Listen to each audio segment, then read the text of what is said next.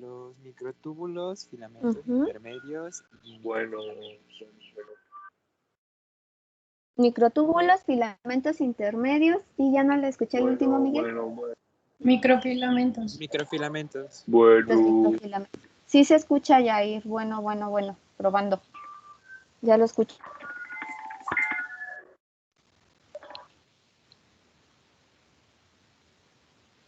Ya se está saliendo. Igual y si es mejor salir y volverse a entrar. Muy bien. Entonces esos son los 3 elementos del citoesqueleto. Y revisamos ya los filamentos de actina. Si recuerdan, pues la principal proteína que constituye estos microfilamentos es la actina y tiene actividad enzimática, ¿sí o no?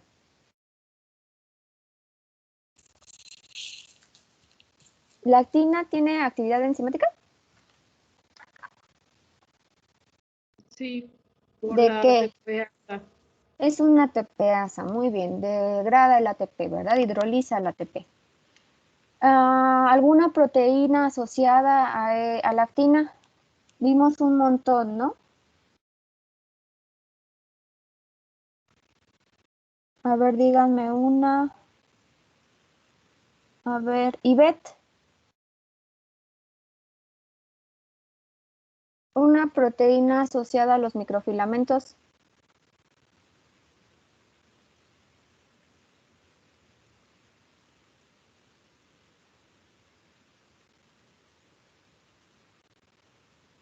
¿No? A ver, Marian.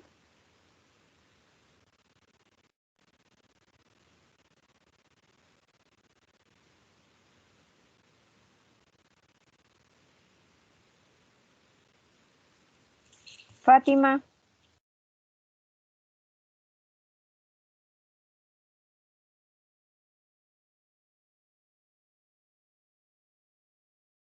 Lucía.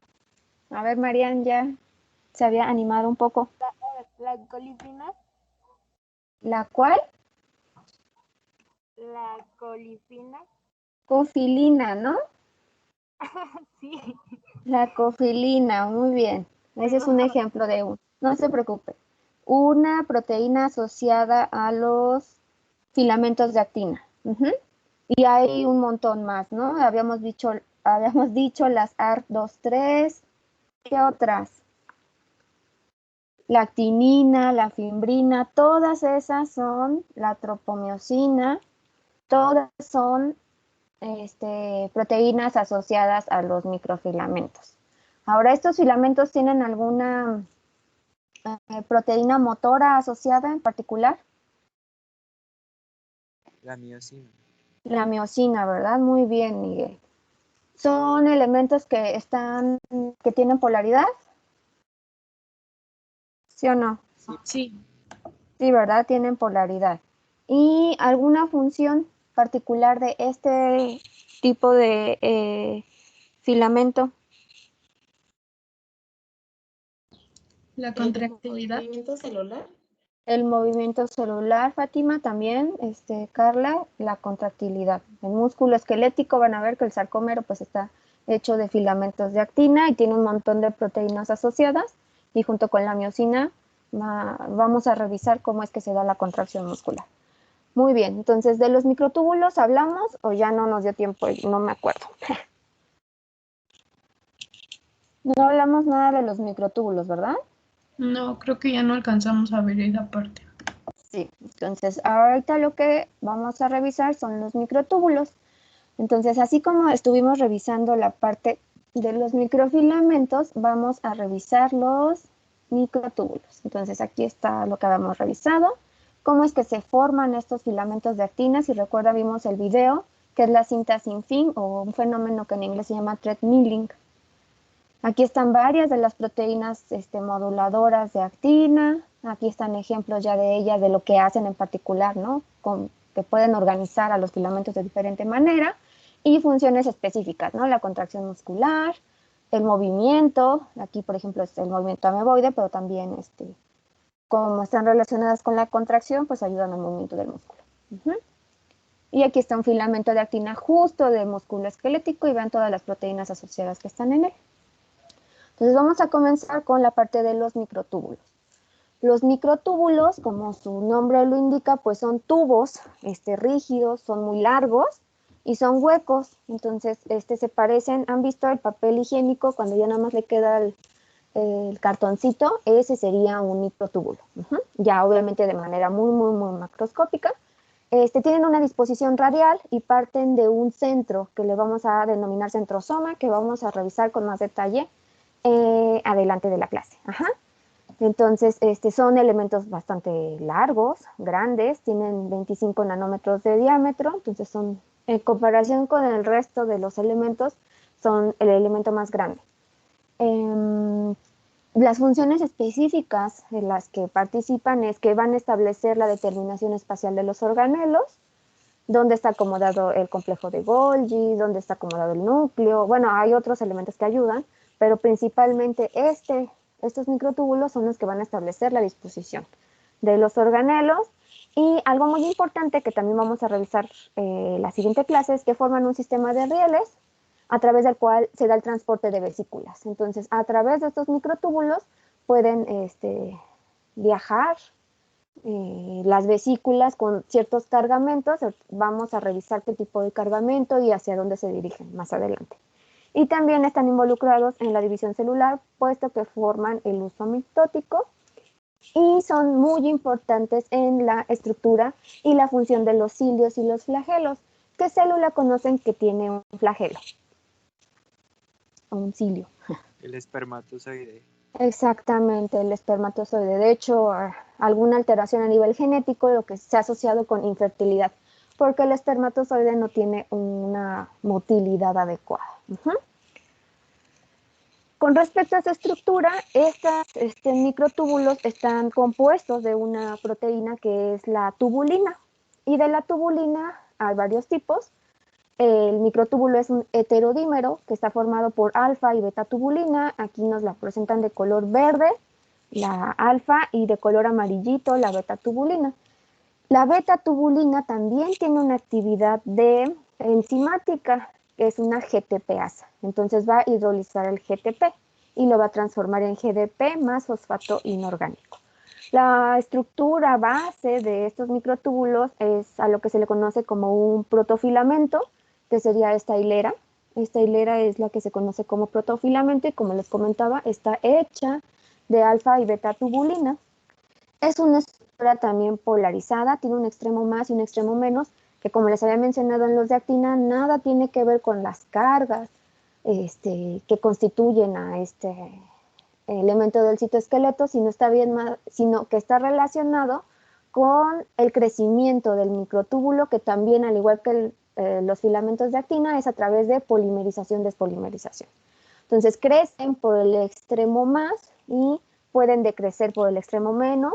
Ahorita vamos a ver por qué es tan importante que sean estructuras polarizadas.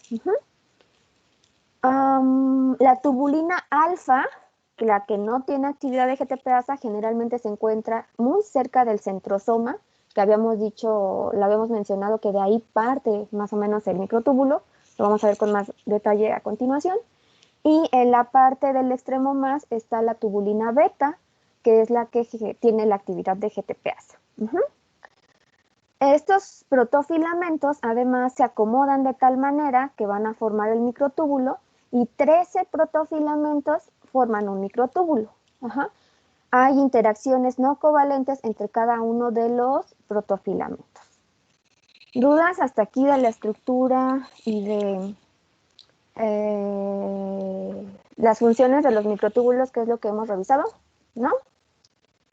Ahora, ¿cómo es que se forma un microtúbulo? Yo les había mencionado que, al igual que los filamentos de actina, es a través de polimerización-despolimerización, nada más que tiene ciertas particularidades la formación de los microtúbulos.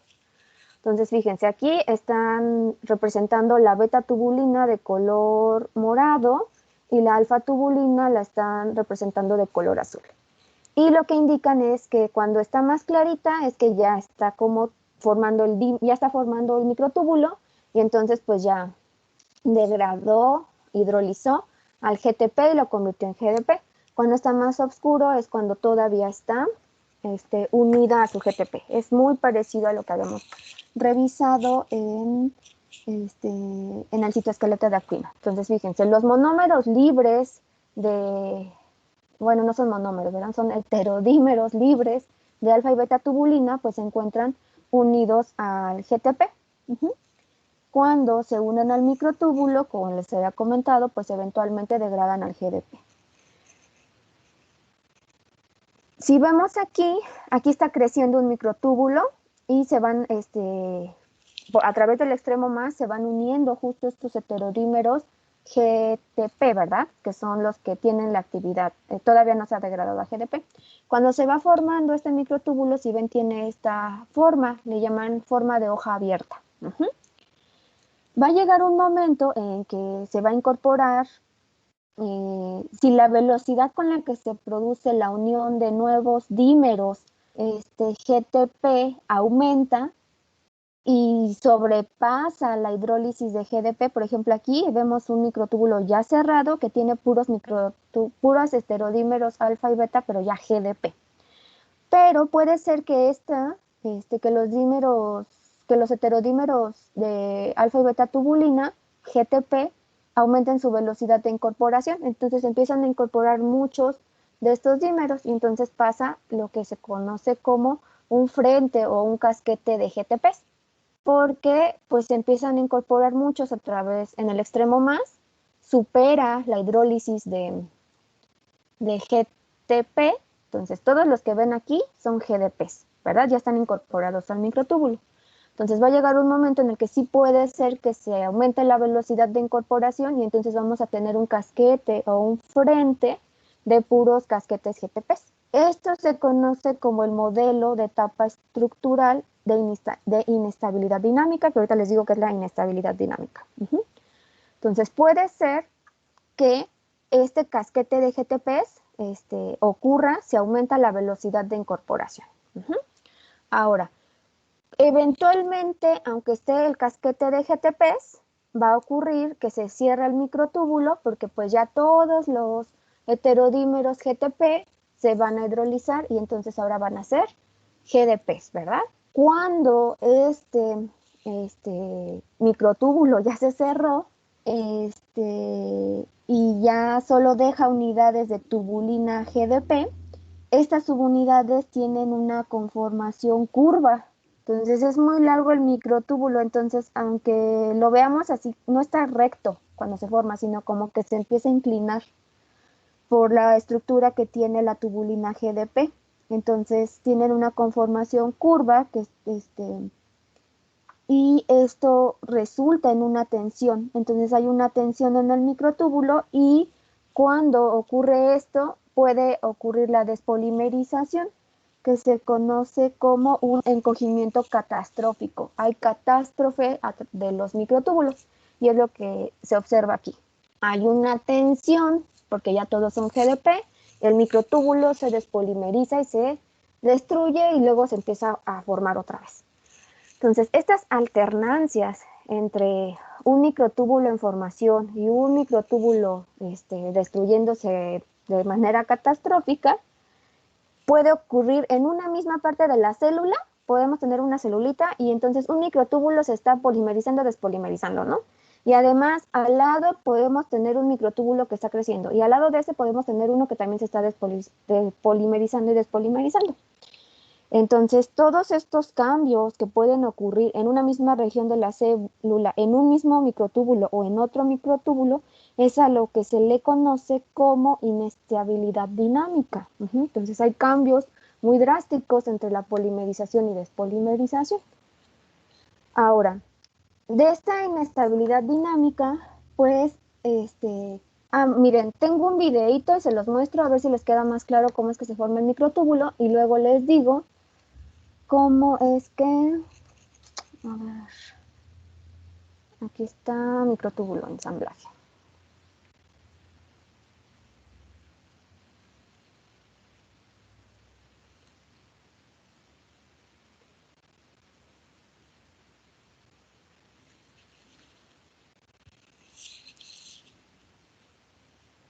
Entonces, fíjense, aquí está el microtúbulo se ven los dímeros de alfa y beta tubulina. Ahí nos lo están mostrando ya en más grandecito, entonces nos indican que es la tubulina, ¿no? Alfa y beta. Ustedes ya saben que son dos tipos de tubulina. Ahí nos están indicando a los protofilamentos. 13 protofilamentos son los que forman al microtúbulo. Es una estructura polimerizada, tiene un extremo más y un extremo menos. A través del extremo más es por donde crece el microtúbulo y ahí se ve la hoja abierta, que es la conformación de tubulina GTP, ¿verdad? Y ahí se empieza a cerrar el microtúbulo porque ya hidrolizaron al GTP. Entonces se llama cierre del microtúbulo. Miren, ahí está. Nos indica que los GTP son los que se van adicionando. Ese es el casquete de GTPs que nos mostraron en la otra imagen. Y ya atrás están pues ya los que ya hidrolizaron al GTP, ya son tubulinas GDP. Y ahí se ve cómo están perdiendo su fosfato inorgánico. Empieza a cerrarse porque ya son GDP, pero el GDP tiene una estructura como curva. Aunque aquí lo veamos como hoja abierta, este se va como curvando. Entonces hace una tensión y esa tensión en el microtúbulo es lo que eventualmente puede llegar a, cuando ya todos son GDP, entonces esto se curva. Esta estructura es curva, entonces genera una tensión en el microtúbulo y el microtúbulo comienza a encogerse de manera catastrófica. Es a lo que le llamamos catástrofe. ¿Sí? Entonces, miren, ahí ya se está despolimerizando de manera catastrófica. ¿Cómo puede hacer un microtúbulo para que esto no le ocurra? Pues, al igual que los filamentos de actina, tiene unas proteínas que le van a ayudar, que son las proteínas asociadas a los microtúbulos o las MAPs. Entonces, las MAPs van a ayudar a darle estabilidad al microtúbulo y pues que no entre en catástrofe. Hay dos tipos de MAPs, las de alto y las de bajo peso molecular. Entonces, las de alto peso molecular se clasifican o se pueden nombrar con letras y números. Entonces, tenemos la MAP 1A, 1B, 1C, 2A y 2B. Y la conformación que tienen estas MAPs dentro del microtúbulo es que sobresalen. Entonces hagan de cuenta que aquí está, ¿dónde tengo un microtúbulo? Aquí está mi microtúbulo y entonces las MAP de bajo peso molecular se verían de esta forma más o menos. Se incorporan al microtúbulo pero sobresalen. Mientras que las MAP de bajo peso molecular abrazan el microtúbulo, se verían como de esta forma.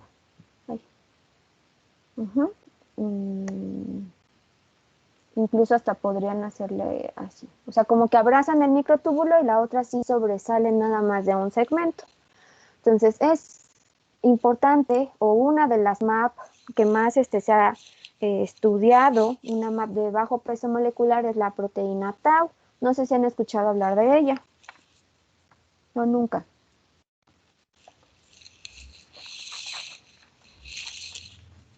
¿No? Pues la Tau es una proteína que se puede fosforilar.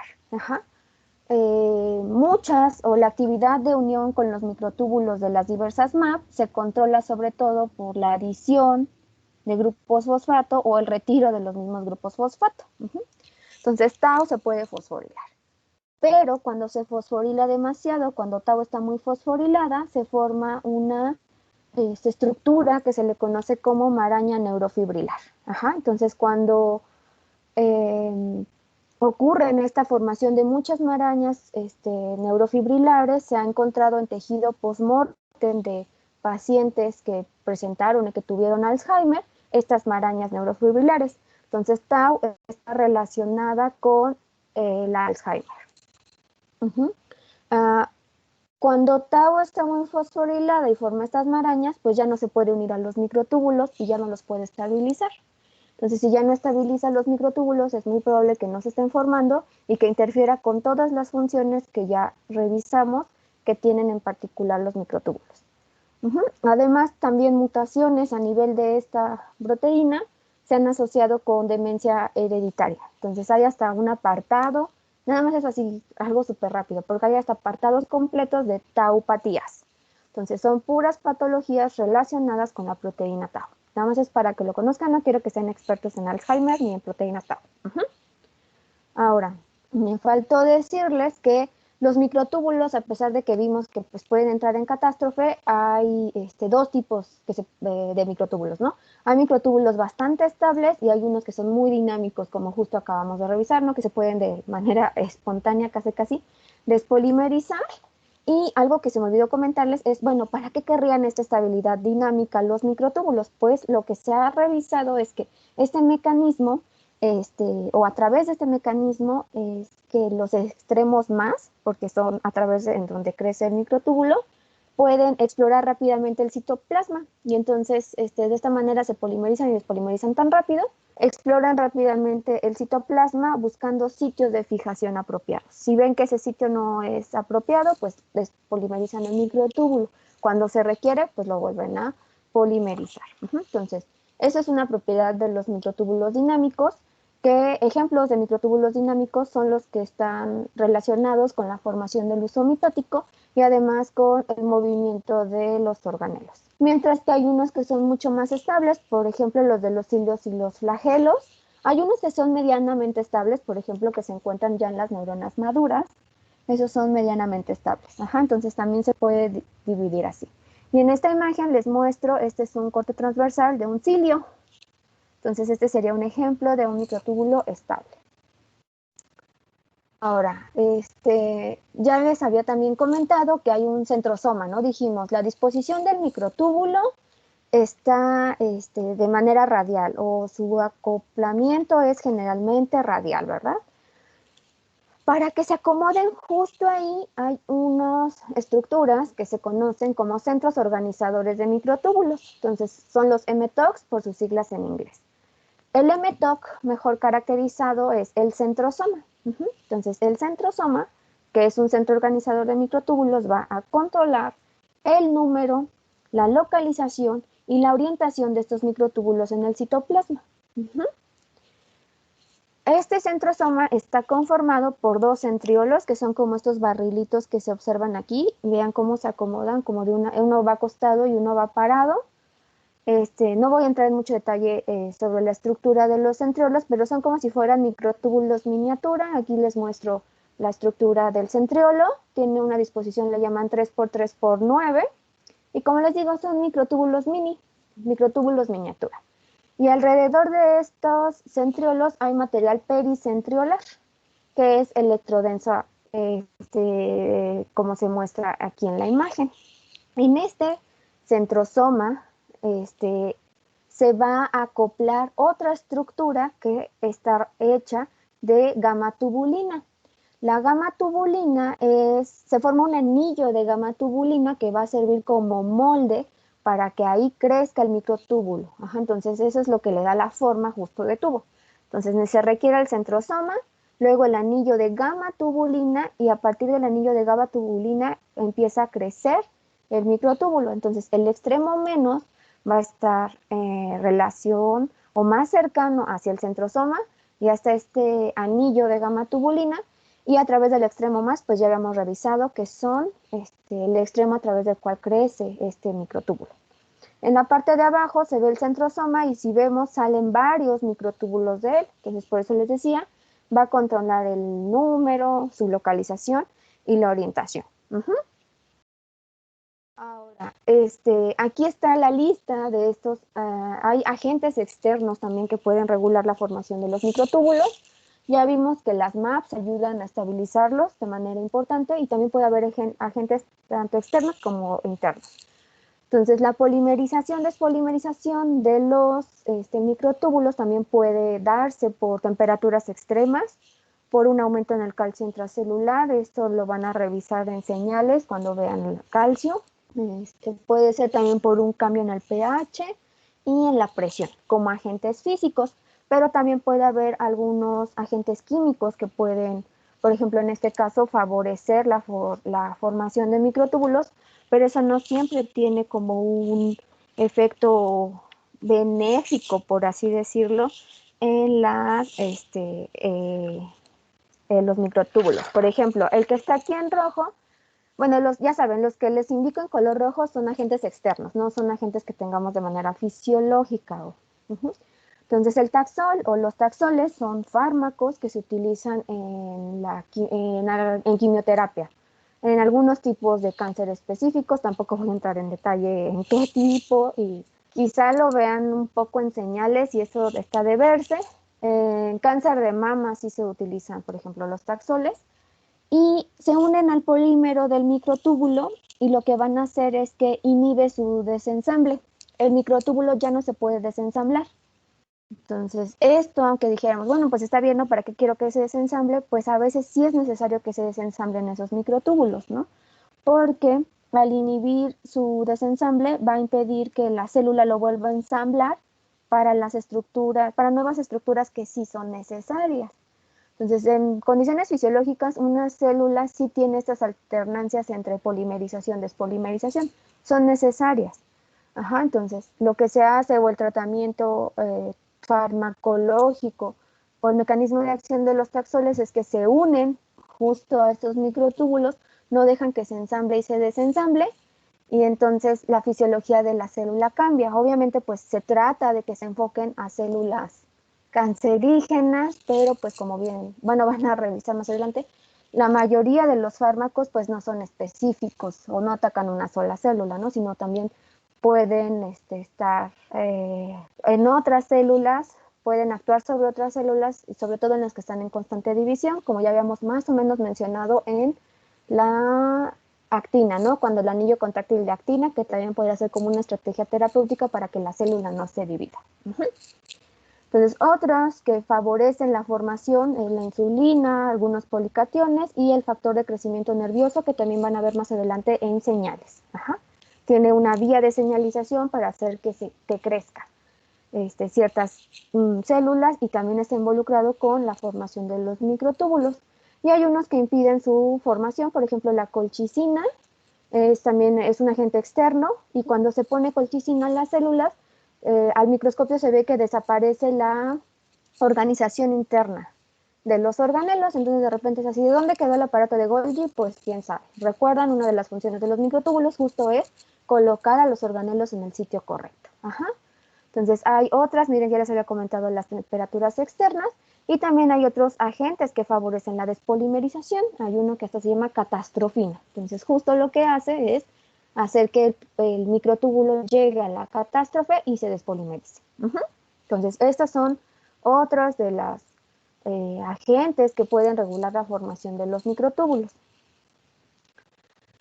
A estos microtúbulos, ya les había comentado, son estructuras polarizadas. Entonces, al ser estructuras polarizadas, podrían transportar cosas, ¿no? Porque le da una dirección. ¿Hacia dónde transporto las cosas? Pues del extremo menos hacia el extremo más, o viceversa. Entonces, ya habíamos dicho que una de las funciones de los microtúbulos justo es esto, ¿no? Que hay vesículas que tienen algunos cargamentos, lo vamos a ver en la siguiente clase con detalle, que pueden transportar ciertas cosas a través de estas bolsitas de membrana que se llaman vesículas transportadoras. Entonces, para que estas vesículas se puedan mover, pues necesitan de una proteína motora. Entonces, aquí tenemos dos proteínas motoras. Estas que ven en azul son las cinesinas. Cinesina es una mala traducción del inglés. Entonces, cinesina. Entonces, sí tiene proteínas motoras asociadas. Tiene dos, de hecho. La cinesina y la dineína. Entonces, la cinesina transporta del extremo menos hacia el extremo más, mientras que la dineína transporta del extremo más hacia el extremo menos. Tienen actividad ATPasa también estas proteínas motoras.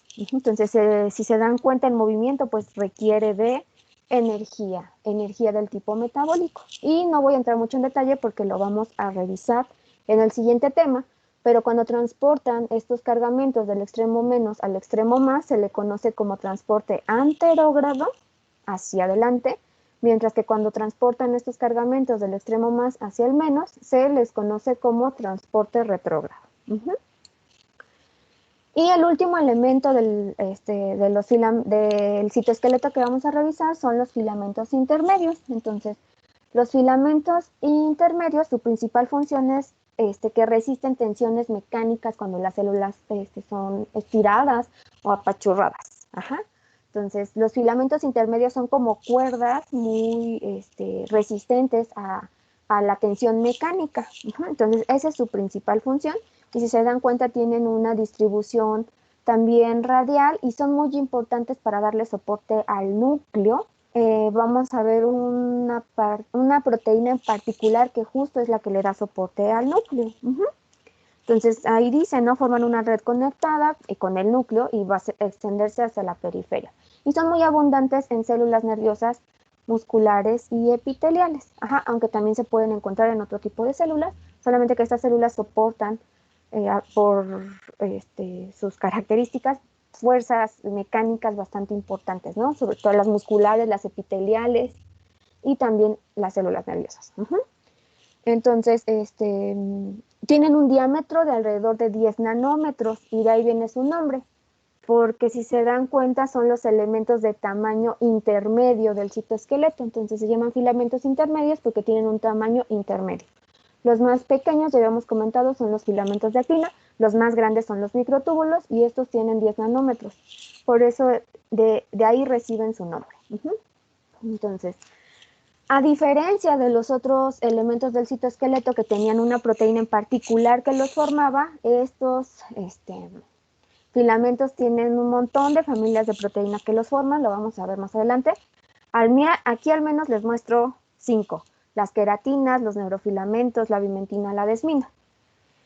Pero todas estas proteínas tienen en común una estructura similar y entonces primero les voy a explicar cómo es que se forma un filamento y ya luego de manera particular a las proteínas. Entonces son varias proteínas las que forman a los filamentos, son estructuras bastante heterogéneas, ¿no? Pero todos los polipéptidos van a tener un dominio helicoidal central, como el que se muestra aquí, perdón, una porción helicoidal o un dominio helicoidal central, lineal o casi lineal, y a los extremos van a estar flanqueados por dominios globulares. Entonces, no helicoidales, donde está el amino y el carboxilo terminal. Entonces, todas las proteínas tienen esta estructura, digamos, base. ¿Cómo es que se forma este filamento intermedio? Pues aquí nos muestran primero el monómero y lo que ocurre es que otro monómero, por ejemplo, si este fuera queratina, entonces aquí tengo la queratina 1 y aquí tendría una queratina 2 y lo que va a hacer es entrelazarse estas dos queratinas y formar un dímero. Pero si se dan cuenta, bueno, este dímero sí está polarizado, porque aquí están los grupos amino de los dos, de las dos queratinas, y aquí está el extremo carboxilo. Entonces sí tiene polaridad, pero la pierde cuando se forma el tetrámero. Entonces en el tetrámero hay una disposición antiparalela de los dímeros. Entonces hagan de cuenta que aquí tengo otro dímero, pero ahora los grupos carboxilos se van a agrupar con los grupos amino y viceversa, ¿no? Los grupos amino se van a agrupar con los grupos carboxilo. En ese momento, cuando se forma el tetrámero, se pierde la polaridad de esta estructura. Entonces, los filamentos intermedios son un elemento del citoesqueleto que no tiene polaridad. Ahora, una vez que ya tengo este tetrámero, que en algunos libros lo van a encontrar como la unidad formadora de filamentos intermedios, se unen dos tetrámeros para formar el octámero y varios octámeros es lo que forma al filamento intermedio. Entonces, si se dan cuenta, al principio, cuando es un dímero, sí es una estructura polarizada, pierde la polaridad cuando es un tetrámero, se forman los octámeros y luego varios octámeros forman el filamento intermedio. Y entonces es una estructura que no está polarizada y por lo tanto no va a tener una proteína motora asociada porque pues no va a saber hacia dónde dirigirse. Sí, si se dan cuenta, los que sí tienen una proteína motora asociada son aquellas estructuras que sí tienen una polaridad. Tienen un extremo más y un extremo menos. Aquí tampoco hay un sitio por el cual se puedan unir preferentemente los microtúbulos. Parece ser que se unen de manera central. Se van uniendo la unidad formadora de filamentos intermedios una tras otra de manera como central hacia los lados, central hacia los lados. Entonces no tiene un extremo más. Ahora, ¿cuáles son las proteínas que forman estos filamentos intermedios? Pues ya les había mencionado, la queratina, los neurofilamentos que se encuentran en las neuronas, los gliofilamentos que están en las células gliales, la desmina, que está en músculo liso y músculo estriado, la bimentina, que está en células mesenquimatosas, y bueno, se me olvidó comentarles, la queratina está en células epiteliales, también constituye o es el principal componente, ya la queratina como proteína, no formando el filamento, está en las uñas, por ejemplo, está en los cuernos de los animales, en el cabello. Y hay otras, no se las presento todas, hay otras, por ejemplo, está la anestina, la periferina, que se encuentra en neuronas de los nervios, y las proteínas de lámina, que son muy importantes para darle soporte al núcleo. Entonces, no son todas, nada más les muestro algunas. En algunos libros incluso las van a encontrar con números romanos, por ejemplo, la queratina es el grupo 1. Los neurofilamentos es el grupo 4 y así. Entonces, por si revisan otro tipo de bibliografía, puede que se los pongan con estos números. Ustedes ya saben que se refiere a las proteínas que forman estos filamentos intermedios. Con respecto a proteínas asociadas a los filamentos intermedios, no hay como tanta evidencia en comparación con los otros elementos del citoesqueleto. Entonces, la que más ha tenido así como pruebas de que realmente es una proteína asociada a los filamentos es la plectina. Entonces, de las que les presento aquí, como que no hay tanta evidencia, de la que sí hay es de la plectina. Y la plectina es una proteína que va a servir de unión. Entonces, puede formar enlaces entre filamentos intermedios. De hecho, ahorita les comento otra cosa. Filamento intermedio con filamento intermedio, pero también puede formar la unión de filamento intermedio con microtúbulo. Entonces, la plectina es de las proteínas asociadas, que sí están asociadas a los filamentos intermedios o la CIFAP, que tiene mayor evidencia. Entonces, lo que hace más bien es unir filamento intermedio con filamento intermedio o filamento intermedio con microtúbulo. Otro aspecto importante de los filamentos intermedios es que se pueden formar uniones por ejemplo, un filamento intermedio puede estar formado de bimentina con queratina. Es como lo comparan con las aleaciones metálicas. A veces para hacer más fuerte los metales se hacen aleaciones metálicas. Sería el mismo caso con esto, ¿no? Con los filamentos intermedios, al tener dos proteínas formando el filamento. Y ya por último, estos filamentos intermedios, aunque hay poca información comparada con toda la información que hay de los microfilamentos y los microtúbulos, sí está implicada en varias patologías que sí son de bastante interés, ¿no? Una de ellas es la epidermólisis bullosa simple, que es una enfermedad en donde hay una mutación, particularmente de la queratina. Entonces, va a conducir a una anomalía estructural y bioquímica, y lo que hace es que se forman ampollas en el cuerpo. Se forman ampollas en el cuerpo y pues se trata con cremas, con bastante hidratación, evitando que se infecte esa zona.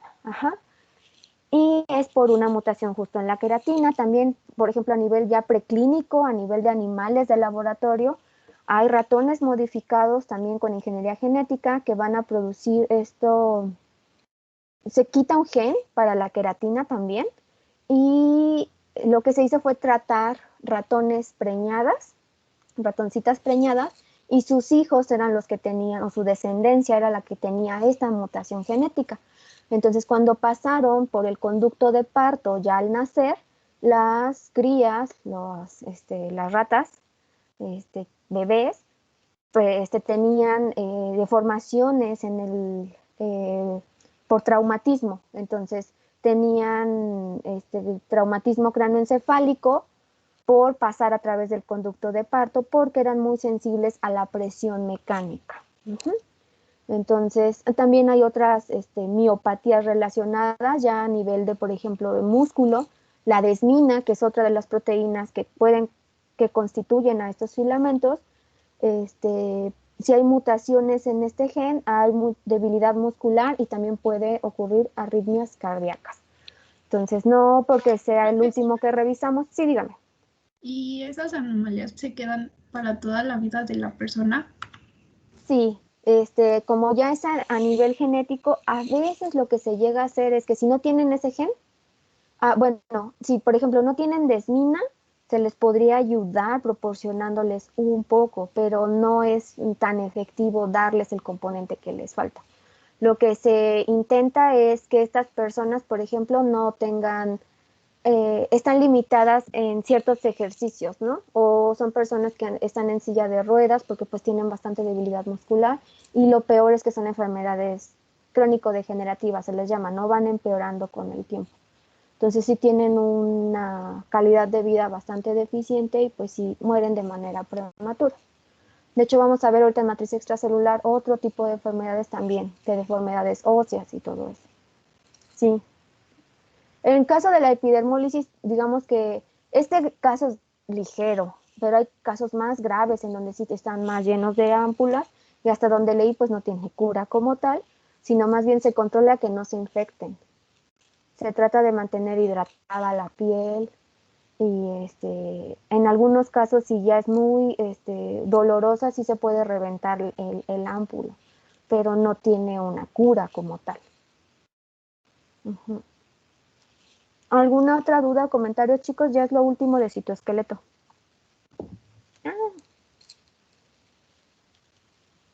¿No? ¿Todo bien? Entonces, si se dan cuenta, me estoy yendo un poquito más rápido porque tenemos muy poquito tiempo. Entonces, si no hay dudas, voy a empezar con matriz extracelular. ¿Sí? Entonces, fíjense, la matriz extracelular. ¿Qué es la matriz extracelular o nunca han escuchado hablar de la matriz extracelular? ¿En dónde está la matriz extracelular?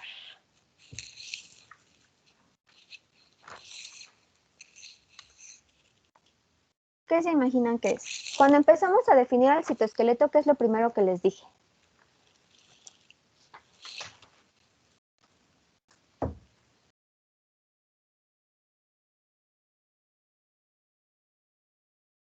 Que era una red.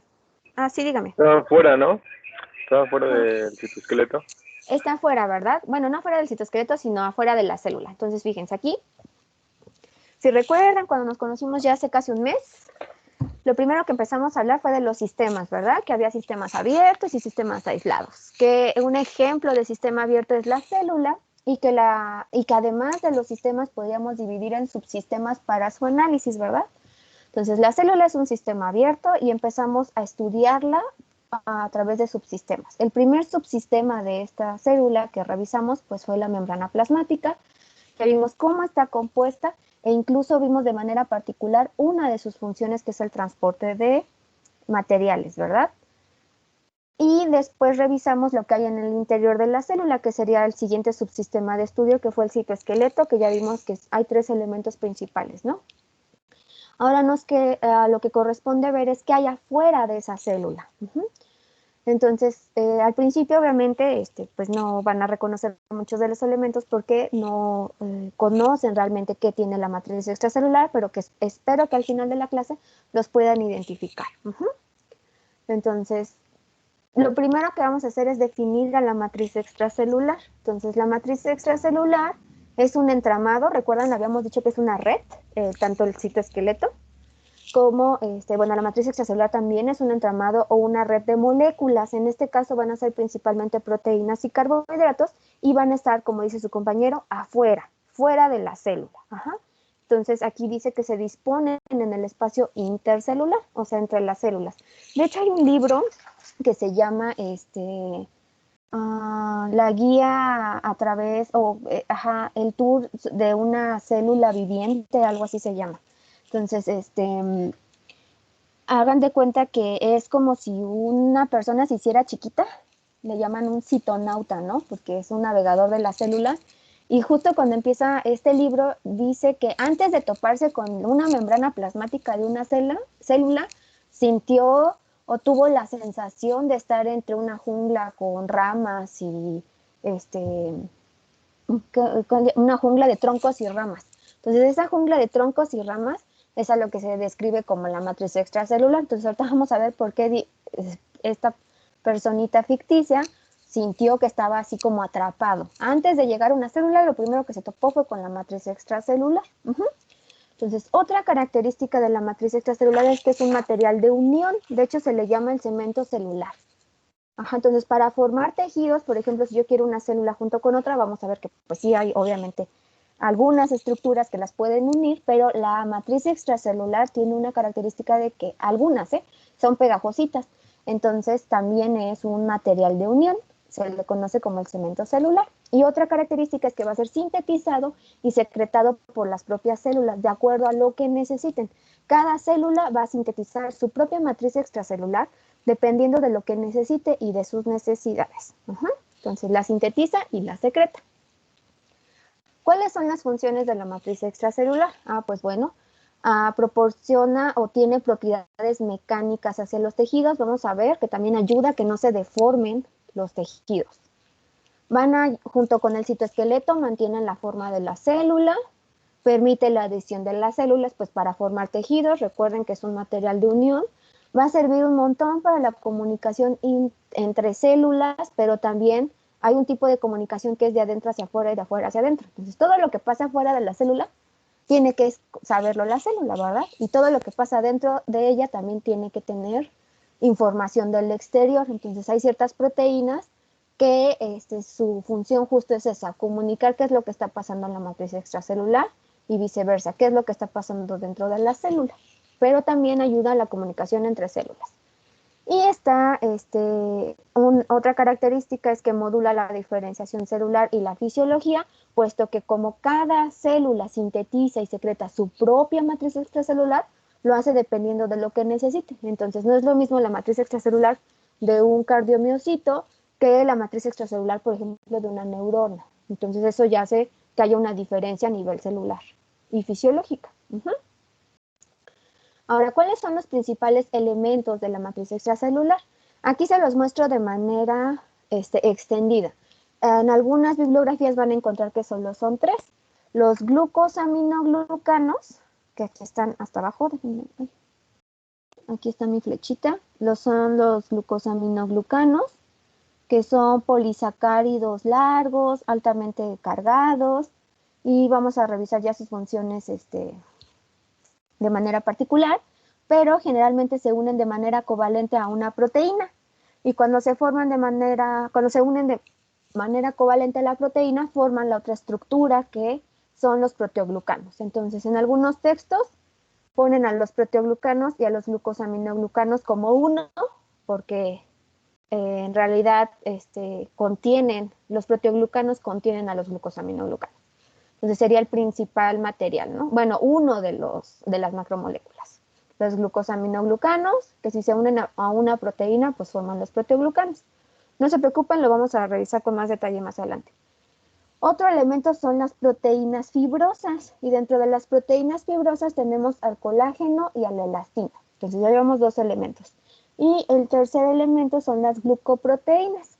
Entonces de las glucoproteínas también nada más vamos a ver ejemplos específicos. La mayoría nos van a ayudar a que haya unión entre elementos de la matriz extracelular con elementos de la matriz extracelular. Algunos son elementos de la matriz extracelular con el citoesqueleto y algunos utilizan una proteína como intermediario.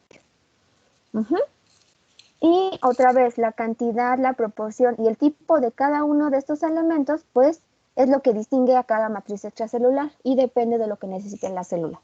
Va a haber células que tengan mucho colágeno y elastina y pocos proteoglucanos, unas que tengan muchas glucoproteínas y casi nada de colágeno, etcétera, etcétera. Depende de lo que los tejidos necesiten. Y aquí les muestro una imagen en donde están 2 células, como ya habían dicho. La matriz extracelular se coloca entre ellas o fuera de estas células, esa es su localización. Y ya vamos a empezar a revisar de manera particular cada uno de los elementos para que ya lo puedan ustedes reconocer en las imágenes. Entonces, lo primero que vamos a revisar, bueno, antes de revisarlas, fíjense, aquí les muestro distintos tipos de matrices extracelulares. Hay tejidos que tienen mucha matriz extracelular, por ejemplo, sobre todo los tejidos conjuntivos, tienen una gran cantidad de matriz extracelular, como es el ejemplo del A y del C. En las células nerviosas y en la piel hay poca matriz extracelular, casi no tiene. Y como les decía, pues esto hace que la fisiología sea diferente. ¿Por qué necesito más matriz extracelular? ¿Por qué necesito poca matriz extracelular? Y aún así, dentro del mismo tejido, por ejemplo, dentro de las neuronas, puede ser que células que se encuentran en una estructura del sistema nervioso central requieran ciertas características de matriz extracelular que otras no tienen. De hecho, había un investigador en la UNAM que, no sé si han escuchado hablar de la neurogénesis en adultos. Entonces, actualmente sí se sabe que sí podemos generar nuevas neuronas, aunque estemos adultos, obviamente no con la misma tasa de velocidad que cuando éramos niños, pero una de las hipótesis que él tiene es que la matriz extracelular o lo que rodea a las neuronas que sí pueden, o las estructuras en el cerebro, porque no todo el cerebro tiene neurogénesis, sino que sí está como en ciertos pedacitos nada más, en ciertas estructuras. Entonces, lo que él decía, no me voy a decirles qué estructura y nada, porque pues a algunos no creo que les interese tanto esta parte, pero lo que decía él, o su hipótesis, es que esas partes del cerebro en donde sí hay neurogénesis, tenían que tener algo afuera que lo favoreciera. Entonces su hipótesis era que tenían una matriz extracelular diferente a donde no hay neurogénesis. Entonces, para que vean que aún dentro del mismo tejido, la matriz extracelular es diferente. Y ahora sí, vamos a empezar con las proteínas. Entonces, ya habíamos dicho que las proteínas son dos, ¿verdad? El colágeno y la elastina. Entonces, del colágeno, es una proteína fibrosa, se secreta en grandes cantidades por el tejido conectivo. De hecho, los fibroblastos son las células, las principales células que se encargan de secretar esta proteína estructural, y es el mayor componente de la piel y de los huesos. Entonces, hay mucho colágeno ahí, no significa que no hayan otras estructuras, sí la hay, nada más que predominan en estos componentes. ¿Qué más? Bueno, su principal función es la de resistir fuerzas de tensión. Es una estructura que resiste mucho la fuerza tensiva. Es una estructura muy resistente. A diferencia, ahorita vamos a ver de la elastina. Entonces, resiste fuerzas de tensión. Y ahora, ¿cómo es que se forma este colágeno? Pues hay una estructura base del colágeno, que es la que les muestro aquí, que es una cadena alfa. Entonces, esta cadena alfa tiene ciertas peculiaridades. Bueno, tiene su extremo amino, es un polipéptido, tiene su extremo amino y carboxilo, como la mayoría de las proteínas, y además está constituido principalmente de glicina y prolina. Entonces, la glicina es un aminoácido muy pequeñito, la prolina incluso se puede hidroxilar. Ahorita vamos a ver lo importante que es que sí se hidroxile la prolina. Entonces, por eso es que aquí nos la muestran solita y luego hidroxilada. Y aquí también no lo indican, pero sí hay una gran cantidad de lisina. Y la lisina también se puede hidroxilar y formar la hidroxilisina. Entonces, en algunos libros o en alguna bibliografía, de hecho, muestran esta conformación. La conformación YXY, en donde X es la glicina. Si ven, se repite mucho la glicina, se repite cada 3, ¿no? No es cierto, cada 2. Entonces, tiene mucha glicina las cadenas alfa, y las Y generalmente se refieren a la prolina y a la hidroxiprolina, aunque también les digo, tiene lisina, y la lisina se puede hidroxilar. Ahorita vamos a ver para qué tendría esa lisina. Entonces, ahora, 3 cadenas alfa forman una estructura que se le llama tropocolágeno. Entonces, estas 3 cadenas alfa se van a enrollar y van a formar una superhélice, que es como una cuerda, como una trenza.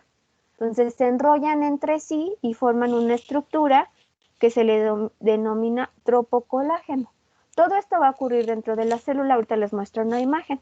Fuera de la célula, ya este tropocolágeno se empieza también a enrollar o forma, esta es la estructura del tropocolágeno, y lo que va a hacer es formar primero fibrillas de colágeno y ya luego la fibra de colágeno como la que conocemos.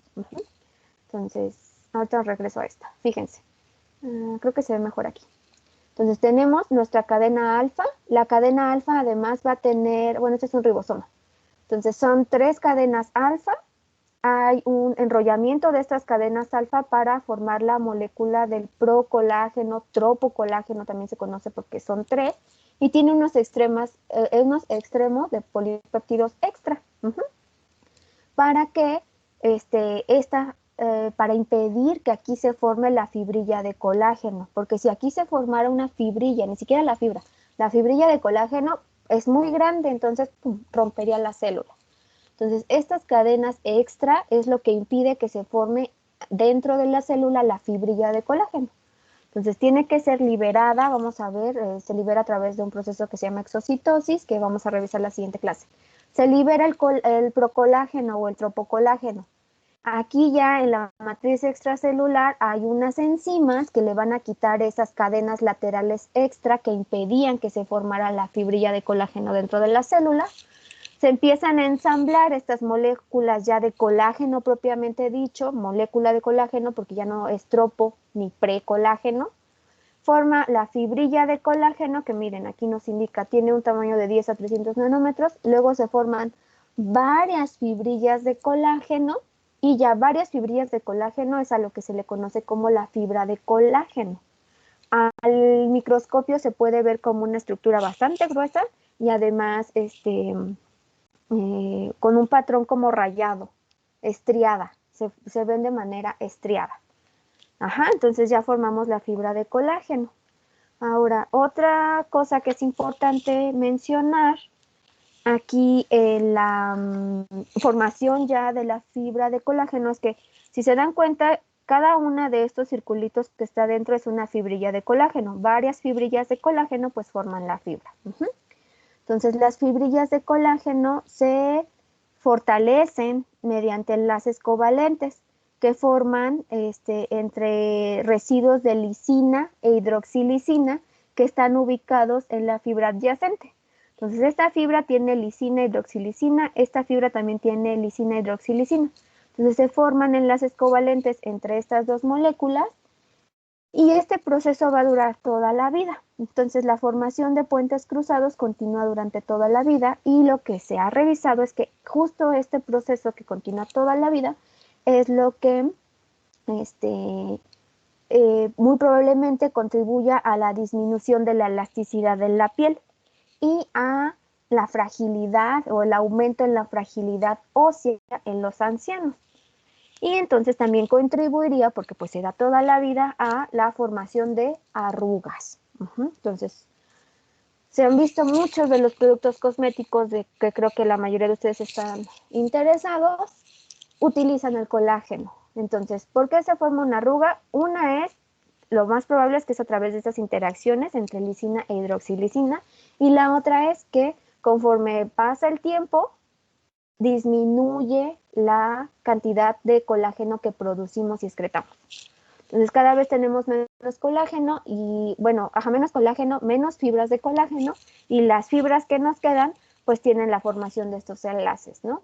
Que también pueden contribuir a la formación de arrugas y al aumento de la fragilidad ósea.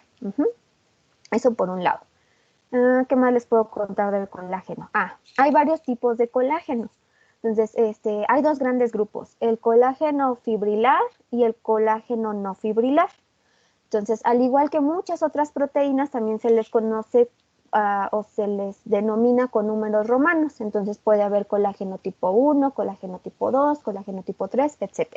Entonces, en esta tablita nos indica qué tipo es con respecto al número, si es fibrilar o no fibrilar, y cuál es su distribución en los diferentes tejidos y qué puede pasar si está cambiado el fenotipo, si hay algún gen que no se codifica de manera correcta. Para ello, no vamos a entrar así tampoco en mucho detalle, pero les voy a platicar así en general de algunas de las enfermedades, no de todas. Entonces, por ejemplo,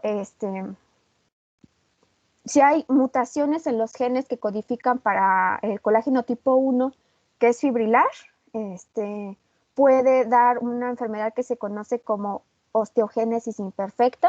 la cual es letal porque los huesos son demasiado frágiles, tienen múltiples fracturas estas personas, entonces no tienen una calidad de vida adecuada. Ajá, entonces hay fragilidad ósea extrema. Además tienen la piel muy delgada y los tendones muy débiles, entonces son personas que pues no pueden caminar, no pueden hacer muchas de las actividades que se requieren.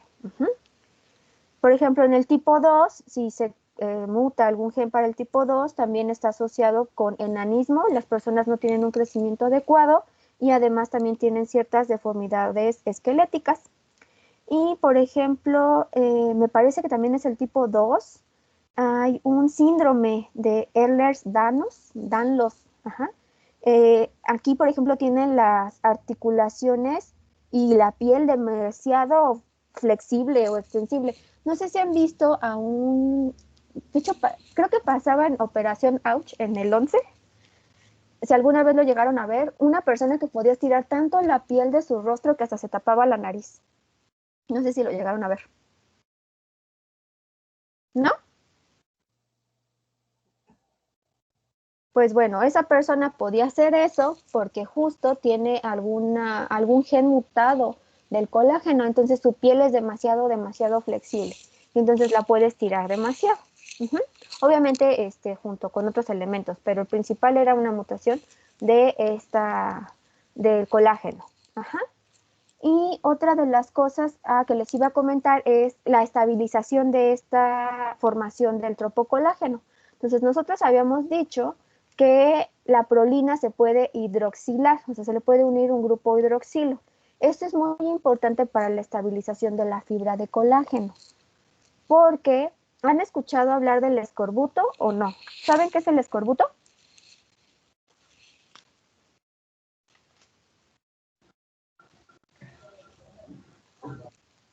¿Sí siguen ahí?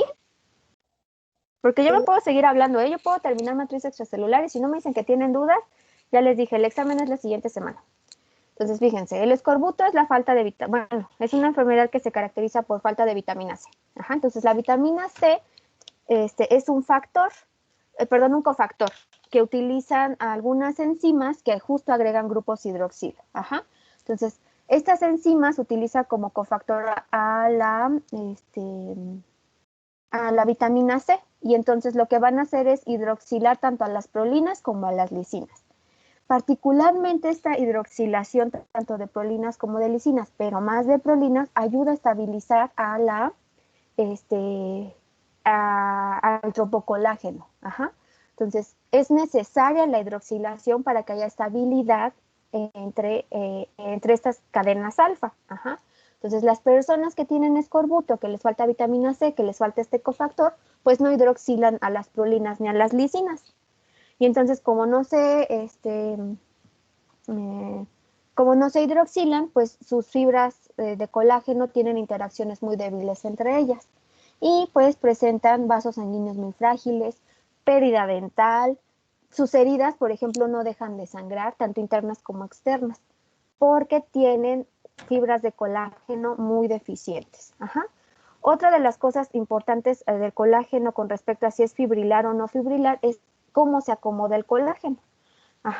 Entonces, el colágeno puede tener las propiedades de un tejido, por ejemplo, pueden relacionarse con la organización tridimensional del colágeno. Por ejemplo, en los tendones, que son los que conectan el músculo con el hueso, pues deben resistir fuerzas de tracción muy grandes, ¿no? Entonces, cuando nosotros hacemos contracción muscular, hay una fuerza de tensión muy grande. Entonces, ahí se necesita que el colágeno se acomode de cierta manera para justo soportar esta tensión. Pero en la córnea, por ejemplo, la córnea, que es una capa protectora en la superficie del glóbulo ocular, se tienen que acomodar de tal manera que sí soporte cierta tensión, por ejemplo, cuando parpadeamos, pero que deje pasar la luz. Entonces, el colágeno, a pesar de que me parece que es el mismo tipo de colágeno para tanto tendones como el que está en la córnea, el que más abunda, obviamente, se acomoda de forma diferente. En uno para soportar las fuerzas mecánicas y en otro para dejar pasar la luz. Otra de las enfermedades que está muy relacionada, de verdad este tema es así como que súper extenso, lo estoy resumiendo lo más que puedo, es la fibrosis, no sé si han escuchado hablar de ella, pero hay fibrosis en varios tejidos. Entonces, cuando se hace una cirugía, por ejemplo, cuando nosotros tenemos una herida, nos sale una cicatriz. Entonces, esa cicatriz está hecha principalmente de colágeno. Entonces, ya no son células de la piel, sino ya es pura matriz extracelular, ¿no? Es casi en su mayoría colágeno. Pierden funcionalidad. Ahora, imagínense esa cicatriz, pero por dentro. Entonces, en una cirugía, por ejemplo, o en algún tejido, en un órgano interno, puede también haber cicatrices. Entonces, una de las que más hemos escuchado hablar, o creo que de las más comunes, es la fibrosis pulmonar. Entonces, es importante conocer este tema porque puede haber fibrosis pulmonar y entonces las células pierden su capacidad. Ajá, y eso pues involucra o deteriora la calidad de vida de las personas. Otro ejemplo que creo que también ese es más sonado es la cirrosis, ¿no? Entonces, la cirrosis realmente es fibrosis a nivel del hígado. El tejido normal es sustituido poco a poco por cicatrices que tienen abundante colágeno y pues el tejido pierde funcionalidad. Entonces, si no tienen dudas del colágeno, me paso con la elastina. Entonces, la elastina es una proteína hidrofóbica, es más pequeñita, tiene un largo, o está constituida más o menos de 750 aminoácidos y como dice aquí, es rica en prolina y lisina y a diferencia del colágeno no está glucosilada, tiene hidroxiprolina, pero esta no tiene hidroxilisina, esa es otra característica, y pues se les conoce como fibras elásticas. Entonces, estas fibras elásticas pues tienen la capacidad de estirarse y contraerse hasta regresar a su longitud inicial. Entonces, esto no lo puede hacer el colágeno. Las fibras de elastina, por ejemplo, sujetan a las fibras de colágeno para mantenerlas en su lugar. Pero a diferencia del colágeno, que ya vimos que confiere pues dureza, resistencia y firmeza a los tejidos, la elastina va a aportar propiedades de flexibilidad y elasticidad a los tejidos. También se puede, o de hecho se sintetiza como tropoelastina, que es su precursor. Se ensamblan las fibras y se van a ensamblar estas fibras de elastina muy cerca de la membrana plasmática. Y este es la conformación de una fibra de elastina. Alrededor tiene una proteína que se le llama fibrilina y dentro de la fibrilina está lo que conocemos como la elastina. Se le conoce como una matriz de elastina, que es la proteína que les acabo de comentar. ¿Qué otra cosa les puedo decir? Bueno, ¿dónde está la elastina principalmente? Pues, por ejemplo, la elastina está presente en aquellos tejidos que necesitan o que su función está relacionada con que necesitan estirarse, pero regresar a su tamaño original. Por ejemplo, cuando respiramos, la caja torácica se expande, nuestros pulmones se expanden, pero no nos quedan así, ¿verdad? Para siempre, sino que regresan a su tamaño original. Entonces, ahí hay mucha elastina. Cuando empezamos a hablar, cuando revisamos la parte de termogénesis, dijimos que los vasos sanguíneos pueden cambiar de diámetro, ¿verdad? Pueden aumentar o pueden disminuir. Entonces, ese cambio en el diámetro está dado por estas fibras elásticas. Si no, imagínense, quedaría vasodilatado para siempre, eso no puede pasar, ¿verdad? Tiene muchas repercusiones, ¿no? Ya vimos, aumenta la presión arterial, etcétera, etcétera. Y está, por ejemplo, en las arterias, en los pulmones, en tejidos que justo necesitan eso. Y hay mutaciones, por ejemplo, en los genes para la elastina y están asociados con el estrechamiento de la aorta y otras arterias. Entonces, si se hace más pequeña esta arteria, pues va a aumentar la presión de la sangre y pues tiene varias repercusiones ya a nivel cardiovascular general, ¿no? Entonces aumenta la llegada de sangre hacia el cerebro. Maestra, Mande. ¿se puede regresar tantitito a la... ¿Está? ¿A cuál? Sí, a eso. ¿Sí? Gracias. Les puedo pasar la presentación también, no hay problema, pero si quieren tomar de una vez su captura o su nota, está perfecto. Entonces les digo que el estrechamiento de la aorta pues tiene repercusiones ya a nivel cardiovascular, que ya van a revisar en otras materias con más detalle.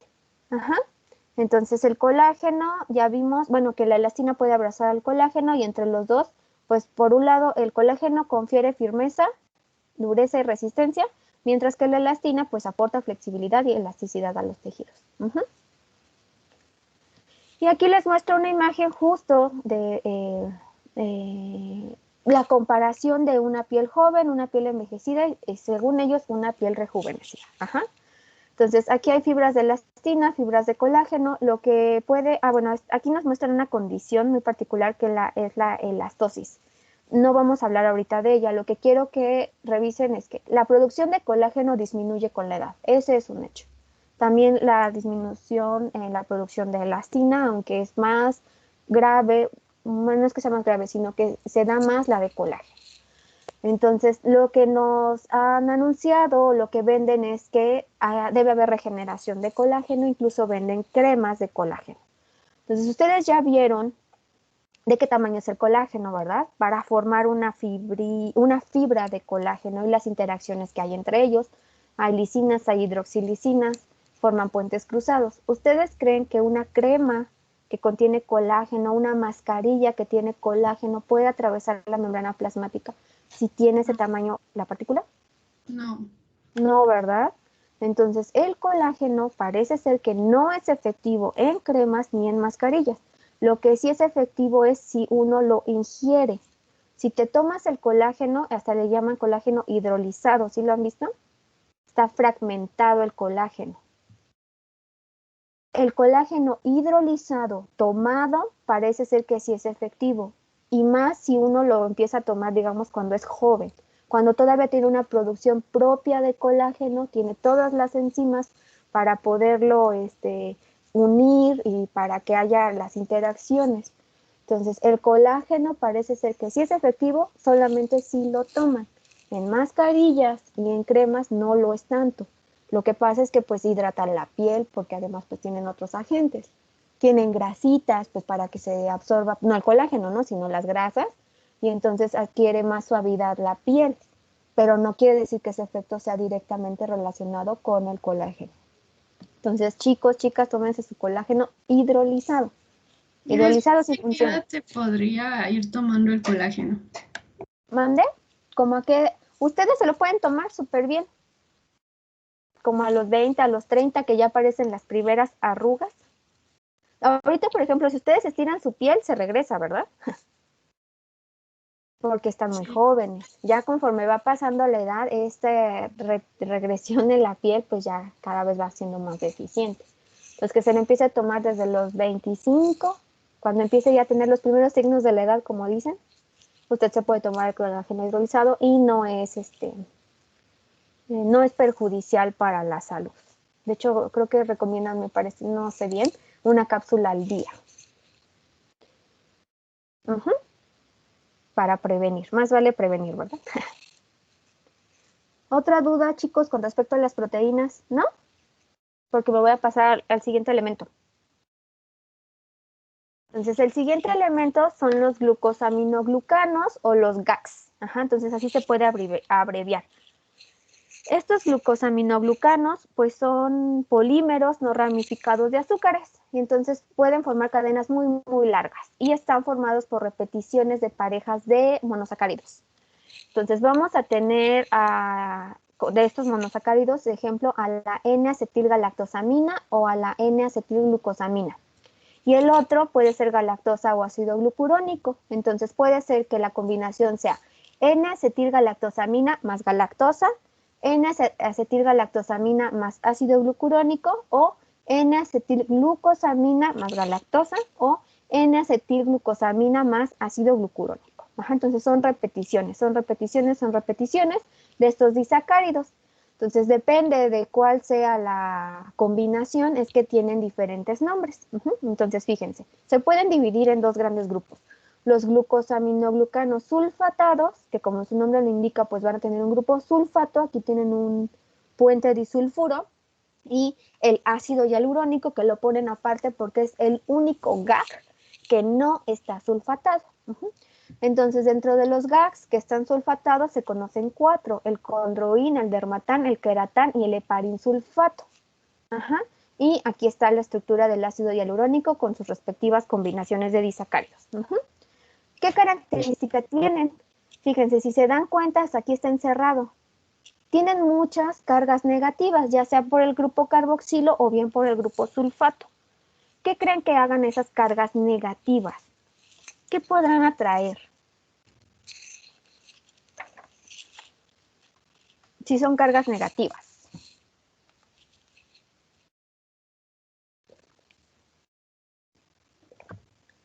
Pues atraen agua. Pueden atraer agua. Y entonces con esa agua lo que van a hacer es crear una matriz muy como un gel. Crea un gel y lo que va a hacer es que los tejidos que tienen muchos glucosaminoglucanos porque atraen agua, pues van a poder soportar fuerzas de compresión muy fáciles. Entonces, si se apachurra la célula, este gel como que amortigua que la apachurre y de esa manera es que contribuyen a que no se deforme la célula. Si recuerdan, era una de las funciones en las que podía participar la matriz extracelular. Y eso se debe a la formación de este gel hidratado. Y con respecto a los glucosaminoglucanos, pues defectos en su producción. Estoy hablando de los sulfatados porque vamos a hablar del ácido hialurónico aparte, pero defectos en la producción de estos GAGs, pues puede afectar diferentes sistemas. De hecho, hay una enfermedad genética humana que es bastante rara, pero hay una deficiencia en la síntesis del disacárido, del dermatansulfato. Entonces, los individuos que tienen esta deficiencia en la síntesis de este GAG tienen menor estatura, pero una menor estatura considerable, nada de, yo soy pequeñita.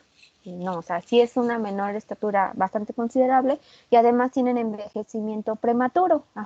Tienen obviamente defectos a nivel óseo de los músculos y de la piel. Y uno que es así como de los GAGs más famosos sería el ácido hialurónico, que hasta lo venden, ¿verdad? Hay productos que venden el ácido hialurónico solo. Y también es un producto cosmético. Entonces, el ácido hialurónico, como les comentaba, no está sulfatado. Entonces, otra característica es que no forma enlaces covalentes con otras moléculas de la matriz extracelular. Se sintetiza intracelularmente, pero es secretado y entonces sale de la membrana y en la membrana es en donde por algunas enzimas se le hacen algunos rearreglos ahí al ácido hialurónico. Su participación dentro de la matriz extracelular es que sí confiere cierta elasticidad, resistencia y lubricación y una de sus funciones muy importantes se da durante el desarrollo o en la proliferación celular. Por ejemplo, es un material de empaquetamiento. El ácido hialurónico es una molécula muy grande. Tiene hasta 25,000 o está formado por 25,000 monómeros de azúcar. Entonces, lo que hace es que puede rellenar espacios. Rellena espacios, por ejemplo, durante el desarrollo embrionario y esos espacios pueden ser utilizados para forzar cambios en las estructuras de los tejidos. Por ejemplo, para formar las cavidades del corazón, en anatomía les debieron haber dicho que estas cámaras del corazón pues son relativamente huecas. Entonces, justo el ácido hialurónico, al ser un material de empaquetamiento, que como es muy grandote, las células se van a formar alrededor de él, porque entonces no va a dejar que se formen ahí, y de esa manera crea esas cámaras o esos espacios. Entonces es muy importante en el desarrollo, en la proliferación celular. Sí, y pues como ahí lo dice, ¿no? Facilita el desplazamiento de otras células que invadan otra parte menos ahí, porque es muy grandota y poco flexible. Entonces, otra vez, es una molécula grande, poco flexible. ¿Puede atravesar a través de la membrana?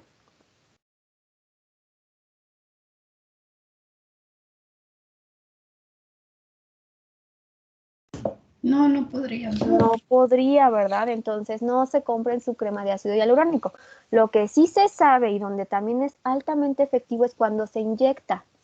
Hay patologías en donde de verdad el cartílago ya está completamente desaparecido. en la osteoartritis, por ejemplo, hay personas que ya no tienen cartílago, o sea, de verdad choca el hueso con el hueso y entonces eso lo va lastimando y deteriorando bastante el movimiento, ¿no? Les duele bastante mover las manos, las rodillas. Si se inyecta el ácido hialurónico directamente en el sitio donde justo está esto, ha mostrado que es altamente efectivo. Inyectado, no puesto en crema. Ahora, otra de las también usos del ácido hialurónico ya más estético, ya no tanto de pues no tengo cartílago, me duele moverme, lo necesito, es el uso en los dentistas. Cuando ustedes tienen una caries, el dentista lo que hace es retirarla y entonces el diente queda con un hoyito. Entonces les ponen una resina. Donde hay material de resina, la encía no baja. La encía baja cuando es su diente natural. Entonces se queda retraída la encima. Lo que hacen algunos dentistas es para que no se vean esos hoyitos o puntos negros en donde no tienen ya la encía, digamos que se encogió porque está la resina, lo que hacen es inyectar directamente ácido hialurónico en la encía. Y entonces sí se ha visto que como que baja un poco la encía, pues es un material de empaquetamiento a fin de cuentas, ¿no? Es un material de relleno. Entonces les rellenan ese hoyito con ácido hialurónico y pues ya se ve un poco más estética su sonrisa. Ya no se les ve ahí la encía encogida, pero en cremas parece ser que pues ni se absorbe. Y además no sé cuánto cuesta el ácido hialurónico, nunca lo he cotizado, por curiosidad debería hacerlo, pero no sé cuánto cuesta, pero no gasten su dinero en una crema. Si ya quieren inyectárselo ya de manera extrema, podrían hacerlo para un tratamiento estético, pero yo no lo recomendaría. Mejor tómense una cápsula de colágeno hidrolizado, ¿no? Pero cada quien, como dicen, ¿quién es uno para juzgar? ¿Dudas del ácido hialurónico? ¿No? Ahora fíjense, los glucosaminoglucanos sulfatados, generalmente el ácido hialurónico entonces no entraría dentro de esta clasificación, pueden formar otras estructuras que son los proteoglucanos. Entonces, los proteoglucanos, como su nombre lo indica, es una proteína más carbohidratos.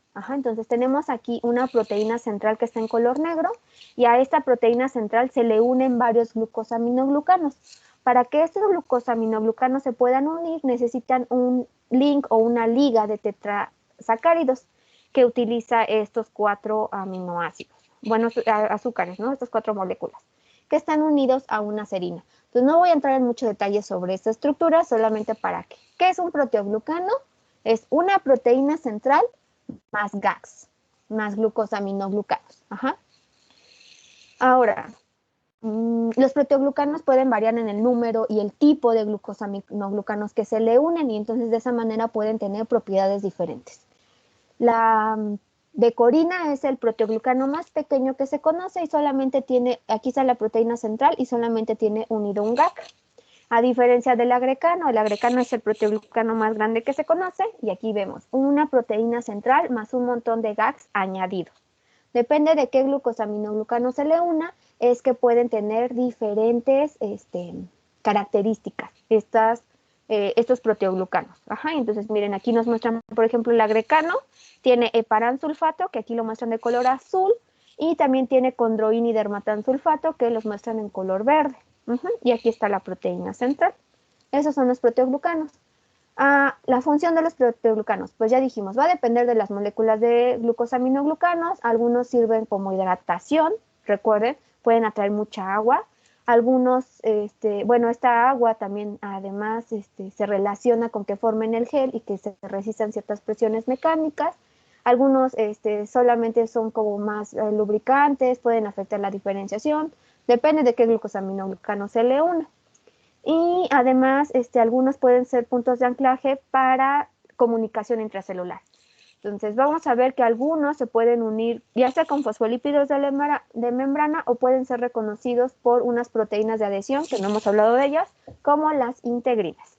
Entonces, aquí les muestro el Sindecan.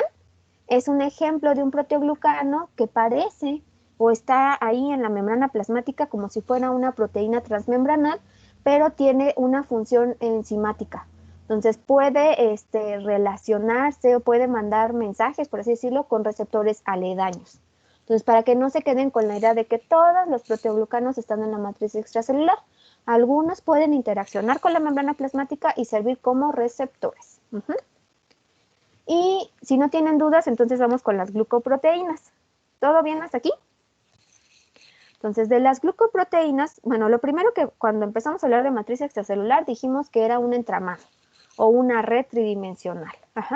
Entonces, para que realmente sea una red tridimensional o un entramado cohesionado, como llaman aquí, tiene que haber algunas proteínas pues, que formen enlaces, ¿no? Estas glucoproteínas en su mayoría son las que se encargan de estas uniones entre proteínas. Entonces pueden unir proteínas de la matriz extracelular con otra proteína de la matriz extracelular, o bueno, la vamos a llamar elemento, ¿no? Porque algunas no son proteínas. Pueden unir elementos de la matriz extracelular con el citoesqueleto y además pueden unir una célula con otra célula. Esa es la principal función de las proteínas, la unión, formar este entramado cohesionado. Entonces, dentro de estas proteínas se encuentran las fibronectinas. Las fibronectinas son glucoproteínas que establecen conexiones entre matriz extracelular con matriz extracelular. Entonces, bueno, nos dice que puede estar soluble, circulando en la sangre y en otros fluidos biológicos, pero también puede formar fibrillas de fibronectina que ya son insolubles. Entonces, ¿cuál es su estructura? Fíjense, su estructura son como dos antenas que tienen diferentes puntos de unión con diferentes elementos y además tienen un puente disulfuro que las une. Entonces, aquí vemos la unión con la heparina, la unión con otra célula, pueden unir colágeno e incluso se pueden unir con ellas mismas y entonces ya forman lo que decíamos, ¿no? Las fibrillas de fibronectina.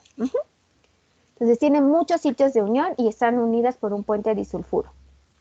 Ahora, aquí nos muestra una imagen, miren, aquí está la membrana plasmática, está una proteína de la cual no hemos hablado que se llama integrina. Aquí está la fibronectina, si ven la fibronectina se puede unir a esta proteína, a esta glucoproteína. Esta es otra glucoproteína y esta a su vez, miren, está uniendo una molécula de colágeno. Entonces aquí miren, aquí está el citoesqueleto de actina, hay una proteína adaptadora, pero entonces aquí sería la unión, obviamente con muchas proteínas adaptadoras, pero es la unión del colágeno o de un elemento de la matriz extracelular con un elemento del citoesqueleto. Entonces justo esa es la función de las glucoproteínas, unir varios elementos. Las tenacinas, de las tenacinas también les voy a hablar muy poquito. Son proteínas que tienen un tamaño muy grande, miren aquí les presento una foto, parecen como unas arañitas, entonces se encuentran o su conformación es radial. Durante el periodo embrionario también son muy importantes estas proteínas en la formación de tejidos, cuando uno está apenas en formación, tienen una participación muy importante y también se ha visto, bueno, cuando uno es adulto va poco a poco perdiendo la cantidad de tenacinas dentro de la matriz extracelular, pero por ejemplo en las heridas, cuando hay un tejido, otra vez les digo, que se está reproduciendo de manera importante, una división celular importante, por ejemplo de una herida en un tumor, sí se ha encontrado una mayor cantidad de tenacinas en la matriz extracelular de tumores y de heridas. Y son capaces de unirse a moléculas de la membrana plasmática, en este caso las integrinas, como vimos anteriormente, pero también a otros receptores y incluso a la fibronectina. Entonces, se comunican o se unen, es una glucoproteína que también se une a las integrinas. Las lamininas, no las láminas, porque las láminas, recuerdan, es un elemento de los filamentos intermedios, las lamininas. Esta es otra glucoproteína que forma parte de la lámina basal. Vamos a ver que la lámina basal es un tipo específico de matriz extracelular que se encuentra, por ejemplo, en células epiteliales. Entonces, se conocen 12 diferentes tipos de lamininas. También se pueden unir con las integrinas y tienen esta conformación. Entonces, son 3 hélices que se entrecruzan en una parte y tienen diferentes sitios miren, aquí nos dice que se puede ensamblar con otra laminina. Este es el sitio de unión con las integrinas. El perlecán es un proteoglucano, igual que el distroglicán. Ajá, entonces tienen diferentes sitios de unión. Entonces, si se dan cuenta, las glucoproteínas son proteínas que tienen la capacidad de unirse con otros elementos de la matriz extracelular o interaccionar con otra glucoproteína. Y esas son sus estructuras. Hay otras glucoproteínas, no les voy a hablar mucho de ellas, pero para que no se crean que son las únicas. Está, por ejemplo, el fibrinógeno, que está muy relacionado con la parte de coagulación. Lo van a revisar en bases terapéuticas. Ese es uno de los temas, la coagulación y los anticoagulantes. Y hay otro que es la osteopondina, que está presente en hígado y en riñón. Entonces, para que no se queden con la idea de que solamente esos son los elementos, esas son las glucoproteínas que hay. Hay otras que no vamos a revisar con tanto detalle. Si se dan cuenta, no estamos viendo casi nada con tanto detalle porque tenemos muy poco tiempo. Podríamos pasar un semestre hablando de matriz extracelular, pero pues no es el caso. Ahora, hemos estado hablando de las integrinas. Entonces, las integrinas sí son como una proteína que se revisa aparte, se le podría considerar una glucoproteína y además esta sí la vamos a revisar con un poquito más de detalle. Entonces, las integrinas son una familia de proteínas, hay diferentes tipos y se van a secretar o se van a colocar en la membrana integrina según las necesidades fisiológicas de cada célula. Están compuestas por dos subunidades, la cadena alfa y la cadena beta. Entonces tienen unas cabezas globulares y una parte lineal. Si se dan cuenta, son proteínas transmembranales, cruzan la membrana plasmática y su grupo carboxilo está dentro, está en el espacio, en el citoplasma. Y las cabezas, tanto de la cadena alfa como de la cadena beta, están hacia el espacio extracelular. Entonces, por dos subunidades, la alfa y la beta, tienen las cabezas globulares afuera, tienen una parte lineal que cruza la membrana y el carboxilo está en la parte intracelular. El sitio extracelular, la parte globular, es capaz de unirse al colágeno, a las fibronectinas y a las lamininas. Entonces, genera una conexión muy importante entre lo que es la matriz extracelular y el citoesqueleto. Entonces, esta conexión entre estos dos elementos puede modificar el comportamiento de las células en función de las moléculas que estén presentes en la matriz extracelular. Entonces, si se le une un colágeno, una laminina o una fibronectina, la respuesta, obviamente, pues va a ser diferente. Aquí les muestro otra imagen de las integrinas, en donde vemos otra vez la parte globular, en donde también está el amino terminal, una parte lineal que atraviesa toda la membrana plasmática y los segmentos más pequeños en donde se encuentra el carboxilo, ¿verdad? Y aquí está uniendo una fibronectina. Entonces, algo que también es importante mencionar es que para que pueda unir a la fibronectina, estas moléculas tienen que tener un sitio de reconocimiento, que se le conoce como el sitio o el segmento RGD. Entonces, la mayor parte de las proteínas de la matriz extracelular que se enlazan con las integrinas deben tener esta secuencia de aminoácidos. Entonces, RGD es el lenguaje de aminoácidos de una sola letra. R es la arginina, G es la glicina y D es el aspartato. Entonces, solamente aquellas que tengan estos tres aminoácidos, el segmento RGD, van a poder unirse con la integrina. Y parece ser que el sitio de unión lo tiene la subunidad beta. Entonces, la subunidad beta tiene el sitio de reconocimiento del segmento RGD. Si no tienen el segmento RGD, no se pueden unir. Ahora, estas integrinas, por ejemplo, aquí les muestro diferentes conformaciones de la integrina. La integrina siempre la dibujan, bueno, obviamente con sus dos subunidades, pero no siempre está así. Entonces hay una técnica que es la cristalografía. La cristalografía es como si ustedes le tomaran una selfie a las proteínas. Y entonces de esa manera pueden saber en qué conformación están. Y a través de justo estos análisis de cristalografía es cuando se descubrió que las proteínas no siempre tienen esta forma, no siempre están paraditas, por así decirlo, sino que tienen una forma cerrada en donde están dobladas, También tienen una forma extendida cerrada, en el que una sí está paradita y la otra está medio inclinada. O sea, hay diferentes formas en las que está dispuesta de manera espacial la integrina. Y esto es de gran importancia porque cuando están así activas, cuando están paraditas, cuando están activas, pues pueden llevar señales, ¿no? Ya dijimos, puede llevar una señal de la matriz extracelular hacia adentro y una señal del citoesqueleto hacia afuera. Entonces, a esta señalización se le llama de adentro hacia afuera, de afuera hacia adentro, y participan un montón de proteínas. Por ejemplo, hay un tipo de señalización que es de adentro hacia afuera, que está dada por unas sinasas que son las FAC, que son las sinasas de adhesión focal. Esta parte la van a ver con mayor detalle en apoptosis, cuando vean señales con el maestro Raúl. Pero una de las características de la apoptosis es que la célula se muere sola, o sea, se retrae. Entonces, para no afectar a sus amigas, ¿no? Súper noble la célula.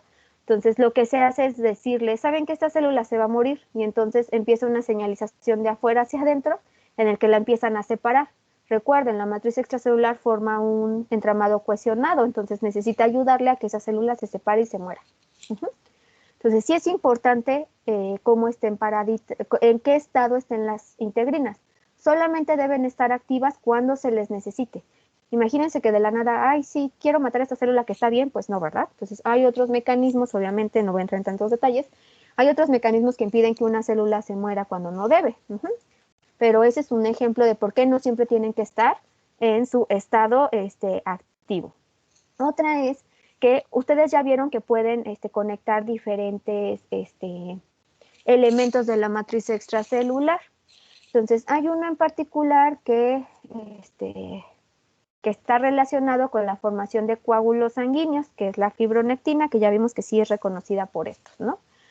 Entonces, si todo el tiempo está uniendo a la fibra, cuando nosotros nos cortamos, una de las primeras acciones, obviamente se nos forma una cicatriz, ya vimos que la matriz extracelular sí tiene una participación activa en la formación de cicatrices. Otra es que se forma un hermoso coágulo para que dejemos de sangrar. Entonces ese coágulo también lo van a ver con más detalle en otras materias, pero es por la activación de las plaquetas y entonces se forma ahí un tapón y hay activación de justo las integrinas y de las fibronectinas. Entonces, para hacernos primero un tapón, para que no nos desangremos, y ya luego empieza a hacerse la cicatriz, ¿no? Si todo el tiempo estuvieran activas estas integrinas, podría caber la posibilidad de que estemos formando coágulos todo el tiempo, porque se puede unir la fibronectina, puesto que esta está activa.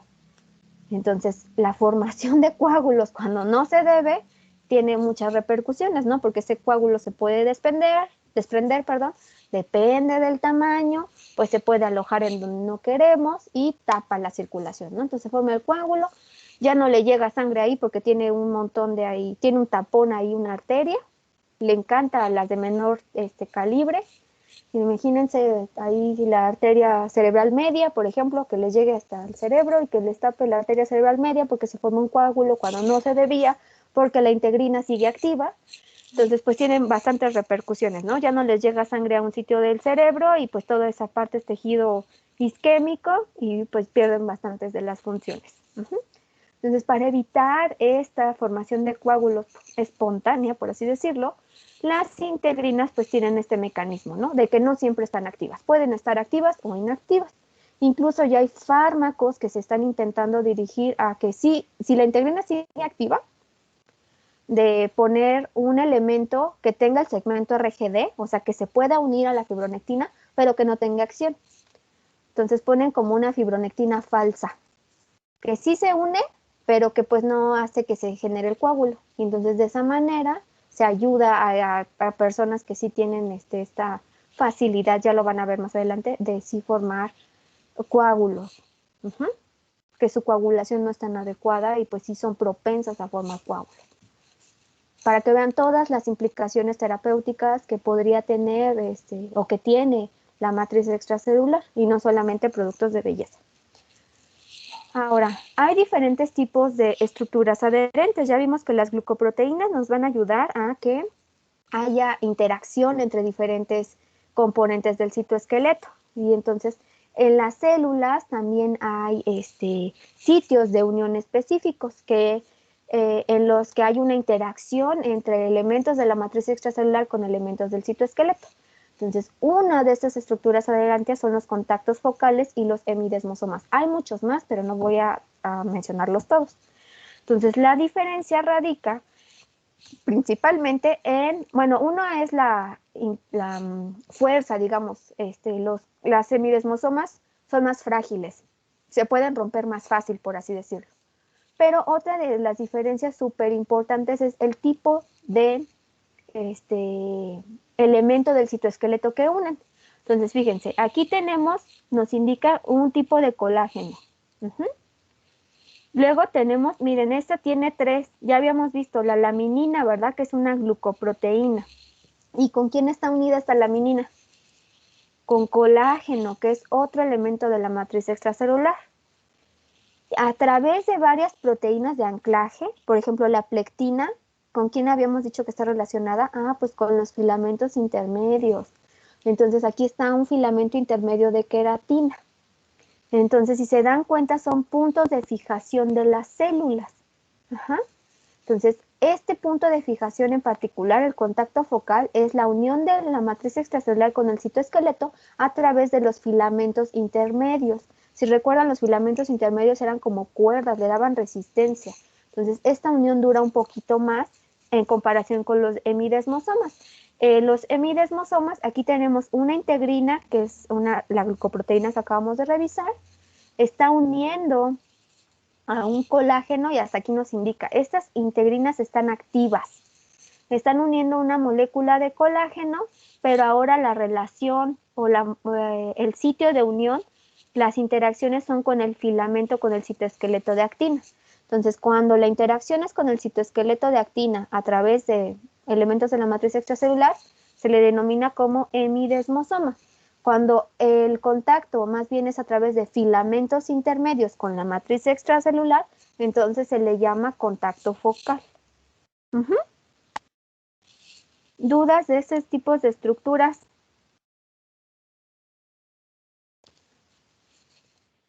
Aquí ya nada más es una tablita en donde están los diferentes tipos de unión. Por ejemplo, tenemos uniones célula con célula o célula con matriz extracelular. Entonces ya aquí vimos al hemidesmosoma.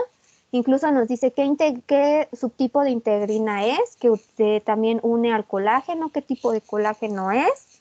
¿Cuál es el ligando extracelular? Pues proteínas de la matriz extracelular. Aquí vimos que unía un colágeno. ¿Con qué elemento del citoesqueleto?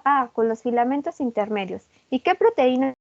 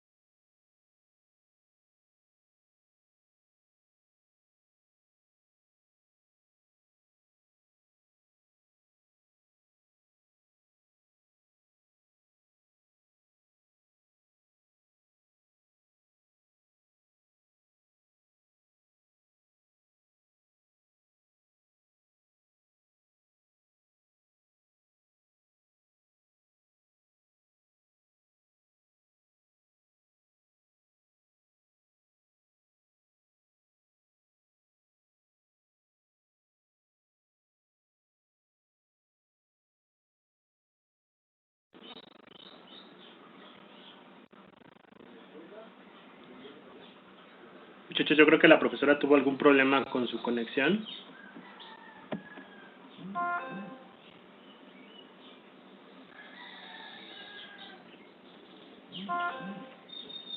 ¿Les parece si... ¿Sí me escuchan? Sí, profesor. Sí, profe. ¿Les Sí. parece si tomamos unos 5 minutitos de descanso a ver en lo que se arregla su problema? Sugiero que apunten sus dudas